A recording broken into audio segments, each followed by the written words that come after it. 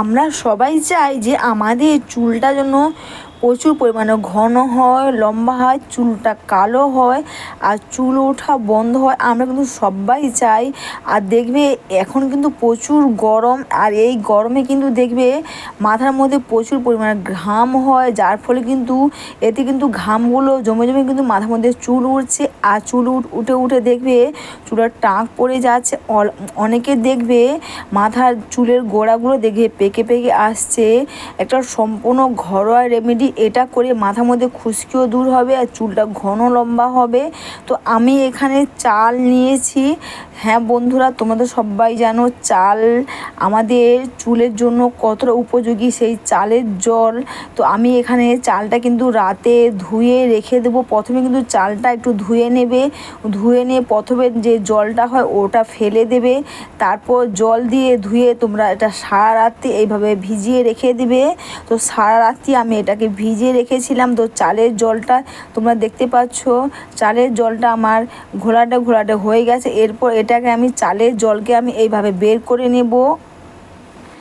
এইভাবে চালের জলটা বের করে আমি নিয়েছি। এই চালটা কিন্তু তোমরা ফেলবে না, এটা তোমরা ফেস প্যাক বা স্ক্রাবার বা ফেশিয়াল করে তোমরা এটা ব্যবহার করে নিতে পারবে।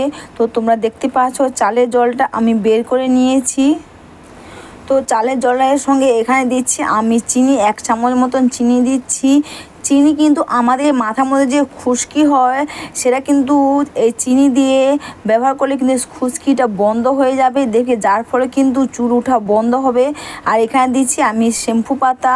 তো এখানে শ্যাম্পু পাতা দিয়ে একসাথে মিশিয়ে নেব। তোমরা এই রেমেডিটা করো, দেখবে খুব ভালো কাজ দেবে। এই গরমে আমাদের চুল ওঠা বন্ধ হবে, নতুন চুল গজাবে, চুলটা কিন্তু সিল্কি শাইনিং হবে এবং দেখবে মাথার মধ্যে যে টাক পড়ে যায় বা খুশকিতে ভরে গেছে, খুশকি ওঠাও বন্ধ হবে। তো এইভাবে শ্যাম্পু পাতাটা তোমরা দিয়ে দেবে, দিয়ে তোমরা একসাথে মিশিয়ে নেবে এই চালের জলের সঙ্গে। আর তোমরা তোমাদের চুল অনুযায়ী শ্যাম্পু পাতা দেবে। আমি এখানে 2টো শ্যাম্পু পাতা দিয়েছি, দিয়ে ভালো করে এইভাবে মিশিয়ে নিচ্ছি। এরপর কিন্তু আর একটা জিনিস দেব, এটা হচ্ছে আমার বাড়িতে বানানো নিম অয়েল। তো তোমরা যে প্যারাশুটের নারকেল তেল থাকলে তো খুব ভালো হয়, তোমরা এখানে প্যারাশুটের নারকেল তেল দেবে। আর তোমরা এটা দেখে নিতে পারো বাড়িতে কত সহজে নিম অয়েল বানাতে পারবে। আর যে অয়েলটা কিন্তু আমরা পুরো শরীর, গা, হাত, পায়ে, মুখে এবং আমরা আমাদের চুলেও ব্যবহার করতে পারবো, খুব ভালো কাজ দেবে। এতে দেখবে চুলের মধ্যে খুশকি হয়, খুশকি দূর হবে আর দেখবে চুল ওঠাও বন্ধ হবে।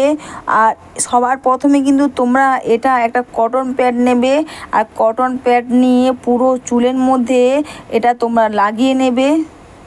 দেখবে সবে দেখবে অনেকের মাথার গোড়াতে দেখবে, চুলের গোড়াতে দেখবে চুল দেখবে পেকে পেকে আসছে, সেটাও কিন্তু হবে না।